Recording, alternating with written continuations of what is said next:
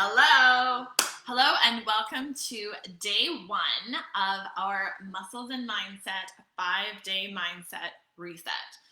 So today we are talking about succeeding at a sustainable pace. So if you are here with me live, please just say hello, comment, let me know that you're here. Hi, Jasmine, that you can hear me. If you guys have any questions about this, I have some really good content today. I have to say I'm really excited about it. Okay, so succeeding at a sustainable pace. This is, I'm going to say this beginning piece like real quick, even though I could lead a whole other training on it. People want fast results, okay? That is not sustainable. Sustainable meaning if you can't do it for the rest of your life, it's not, in some respect, right? It's not sustainable. So that's what I mean by sustainable.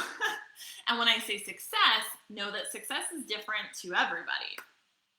And I learned that very early on in my coaching career, because it's like, what it means success to one person does not mean success to another person, and we all have different goals and feel differently about it.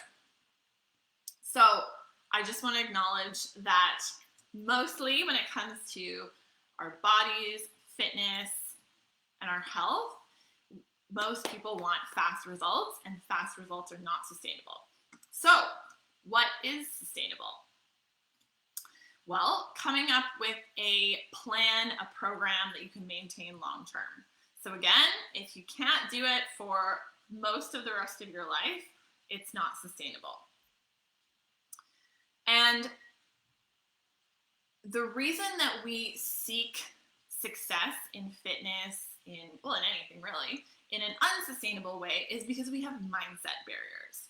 Okay, so what happens is perhaps we start something or we implement something, and then we want more. We want more. So know that there's always going to be another layer to level up. The mindset barriers that you downloaded, when you were born or when you were a kid are not going to, may never go away, or they're not going to go away easily, or we just might have to deal with them in a different way. But they're probably going to keep coming up. So as people do this work, as clients do this work in finding out what their mindset barriers are, something new will keep coming up. That doesn't mean you're doing something wrong. It means you're doing something right, and you're always being called to up level, which feels messy, really messy. So this week, these 5 days, Monday to Friday, every day at this time at 12:30 Pacific, 3:30 Eastern, we're talking about 5 topics that are your biggest mindset challenges according to what you tell me and what I hear from you, what people message me about, what new clients ask me about, what current clients tell me are their biggest mindset challenges, what previous clients have told me that their mindset challenges are, even back when I was personal training in small groups and one-on-one. So what we're talking about today in terms of succeeding at a sustainable pace is beating that FOMO, feeling like you're not doing enough and feeling like you're already behind. That theme of not enoughness is so common in women, but in my clients too, and it's not because they're doing something wrong, it's because they're a beginner and they want more. They want it all. And this comes down to a sense of scarcity and urgency. So I want you to tell me if you don't understand what those terms mean, but a scarcity mindset is a belief that there's not enough. There's not enough time. I'm not doing enough. There's not enough money. I will run out. Scarcity, constant belief that there's not enough, you're not doing enough. And then, of course, the sense of urgency. I have to do it all right now, or I'm failing, I'm falling behind, I'm not successful. So this whole like fear of missing out, feeling like you're not doing enough, feeling like you're already behind, and even if you are doing a lot of the things, because that happens too, right? Clients who are doing the workouts, drinking the water, doing the nutrition coaching, some of them still feel like they're not doing enough. It's all a mindset and a perception. And this comes down to a sense of scarcity and urgency. I'm not doing enough. Other people are getting better results. What if there are things I'm missing? If you can relate to this, please comment and let me know, or message me and let me know. So this is a question of scarcity and urgency versus a feeling of abundance and knowing that you have all the time in the world to achieve your goals. All the information you need is available to you. There's enough time. There's enough love. You are doing enough. That is a feeling and a mindset of abundance, which feels a lot better. Like you probably just like relaxed a little bit having me say that, right? So clients often feel like they need to be doing more and they aren't doing it fast enough. So common, especially in the beginning. And I get it, like there's pressure and it's magnified by social media because we see someone who maybe we think is like kind of parallel to us, which by the way, we have no idea about. Or maybe we think they started their fitness journey or wellness journey at the same time as us, or maybe it's even within my program and like 2 clients who started at the same time or perceive to have each other to have similar lifestyles will compare each other to one another and think that, you know, the other person's doing better or is farther ahead. And we're going to talk about that tomorrow because tomorrow we're talking about decreasing comparison. Comparison. So I just posted in this group about 40 minutes ago. So I want you to comment on that post and tell me about your greatest comparison struggles, and then I'll address them tomorrow, okay?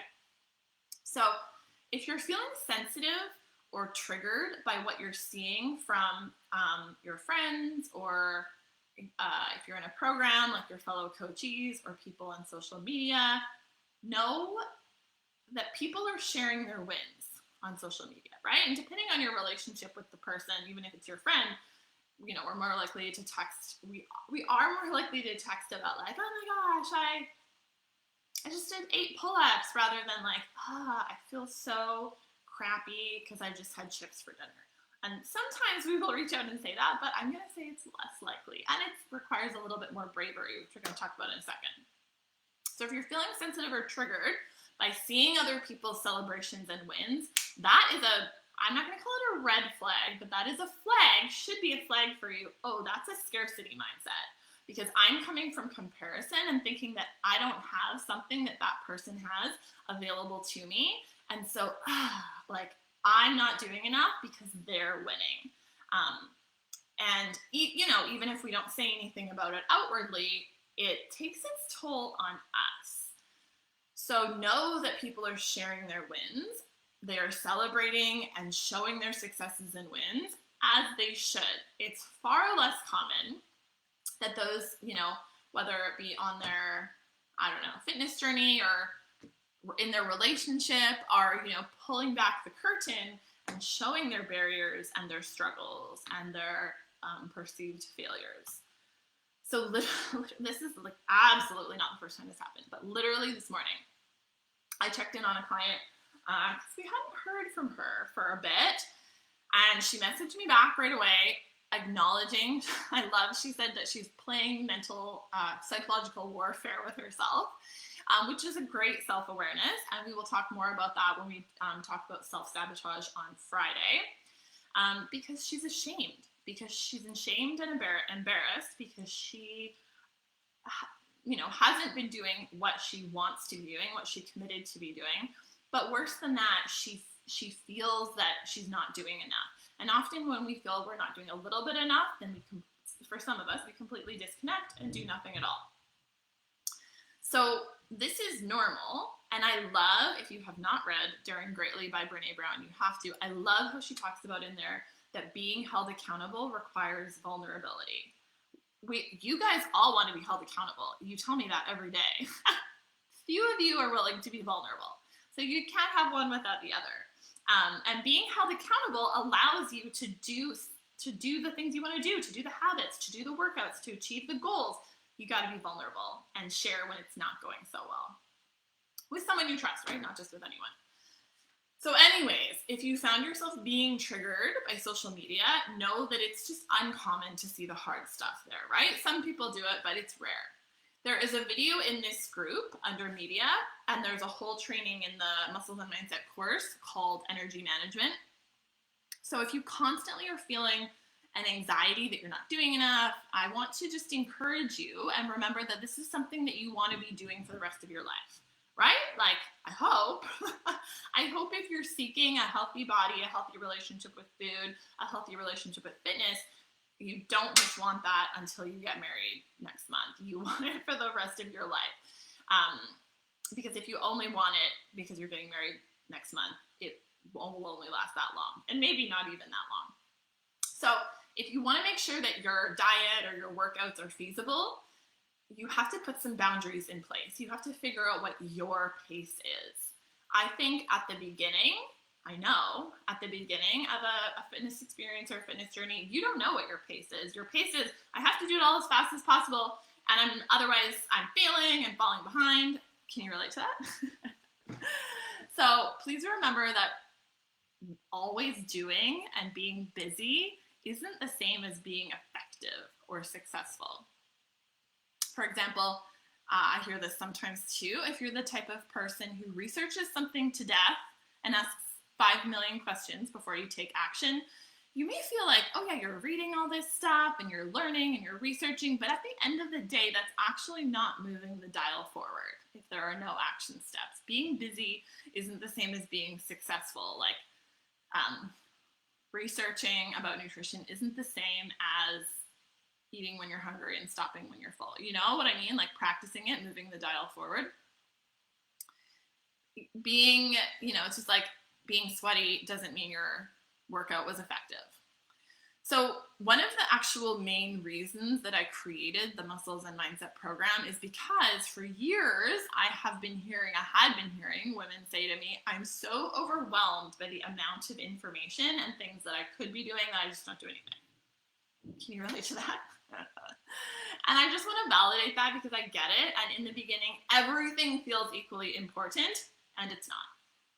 So one of the things that we do in Muscles and Mindset is give our clients permission just to focus on these things over here, and we give them permission to not focus on these things over here. And that is often hard for people at first.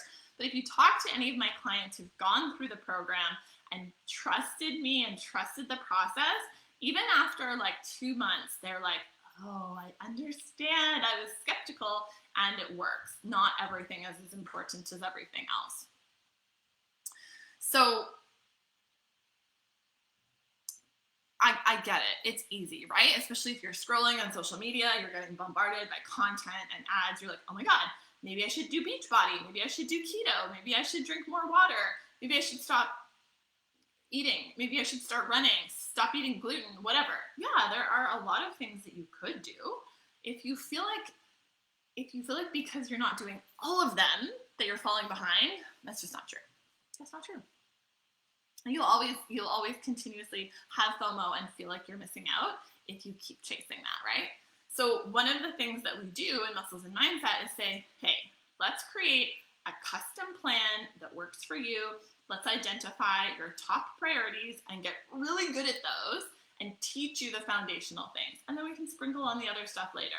You have to set up your foundation. You have to drink water and sleep and do some efficient movement and begin to identify your big main mindset blocks in the beginning.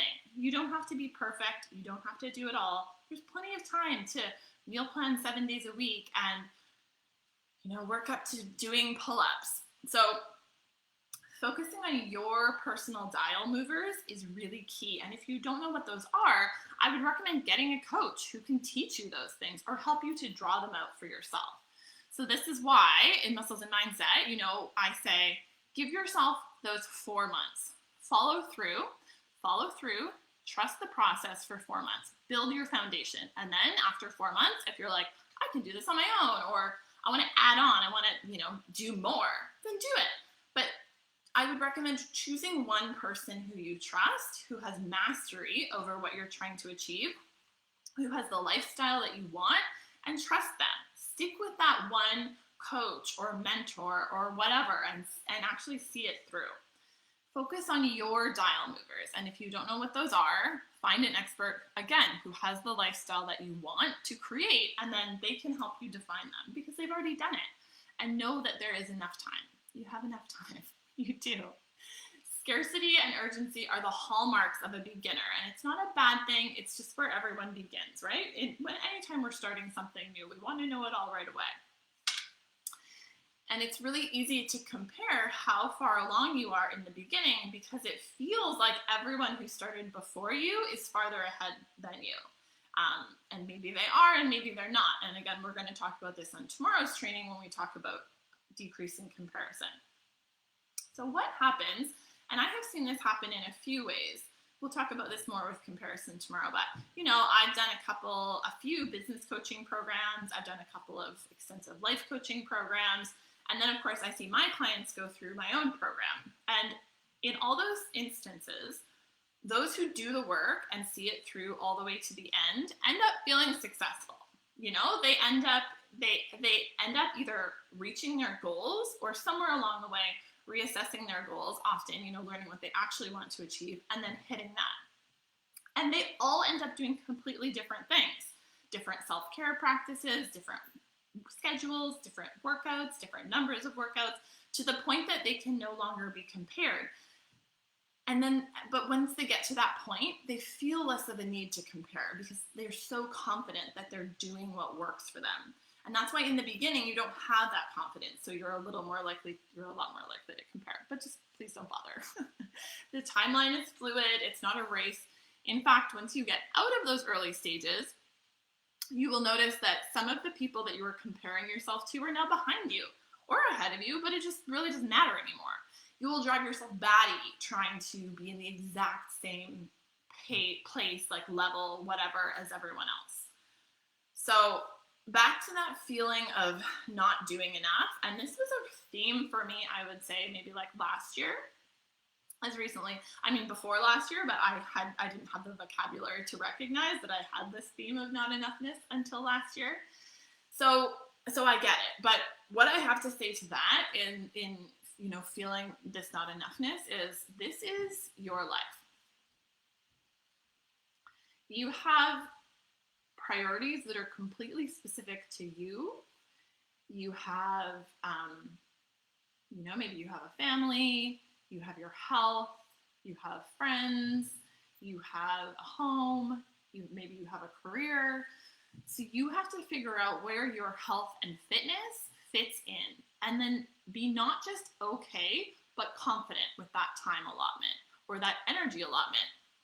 So for me, I work about 6 hours, 4 days a week. I'm self-employed. I have my own business. I could work 12 hours a day, 5 days a week, but I don't want to. I work out, about 4 times a week for 30 to 60 minutes, sometimes 20 minutes. And I'm a fitness professional. I could say I have to do 90-minute work, or I have to do an hour of cardio and an hour of weights or whatever, 6 days a week, but I don't want to. So you have to set parameters for yourself and then let good enough be good enough. If I have 20 or 30 minutes only a day to work out, I'm going to go all in for that 20 or 30 minutes because that's all I've got. But same if I have an hour, because that's what that time is for. So decide what that pace is for you. There's no right or wrong, and more is not better, in my opinion. Honestly, I think the more that you overthink and stress about your wellness, the shittier it feels, in my opinion. I'm just from experience. So that is why I'm such a fan of honoring your energy. And again, there's a whole separate training in here on energy management under media. I am more of a fan of these very on times. Once you start to notice your energy and how it goes and what affects it, then you can, lean into this a little bit more. But I'm a fan of these on times and off times. So I do, what I know is going to feel good during those on times, and what I know I'm not going to want to do during those off times, I don't do it because I know the on time is going to come again, but it's a self-trust thing, right? So know that there are some big dial movers that you should be focusing on, and give yourself permission not to stress about the other stuff. There's plenty of time, plenty. And I hear this from my clients too, and I get it, right? They're in this program, they want to get the most out of this program, and I'm I get it, I've been there. And you're learning the basics here, whatever the basics are for you. It's different for everyone. And then we'll rinse and repeat and progress. Sometimes progress, sometimes regress, rinse and repeat. Like, I've been doing yoga and working out for 17 years, and I'm still doing those things, like breathing every day, rolling every day, meditating every day, doing squats every week, like doing pigeon stretch, a couple times a week. It's just the basics. Like, that's the foundation. I'm not going to ever leave that in my life at this point. So know that there's plenty of time to layer on other crazy stuff, or not crazy stuff, but whatever you want. Your body's not going anywhere. You are going to have the body of your dreams, but you have to stick with it. This is a consistency and a tenacity game. So if you're asking me, I say do whatever you need to do to relax into the process and affirm yourself that you have all the time in the world. So to me, that's when the longevity happens. When we take the stress off of ourselves, allow us to know what is actually a priority to us, do those things, don't give a crap about the other shit or what anyone else is doing. And that's when the magic happens. That's when the longevity happens, because you can actually do those things for a duration of time. And then they get easier, and then if you want to do other things, you can. All right, ladies, I'm just reading your comments. Okay, so that's what I got about succeeding at a sustainable pace. Thank you for watching. I'll see you here tomorrow, the same time. We are talking about decreasing comparison tomorrow. And I see you guys saying that it was freezing.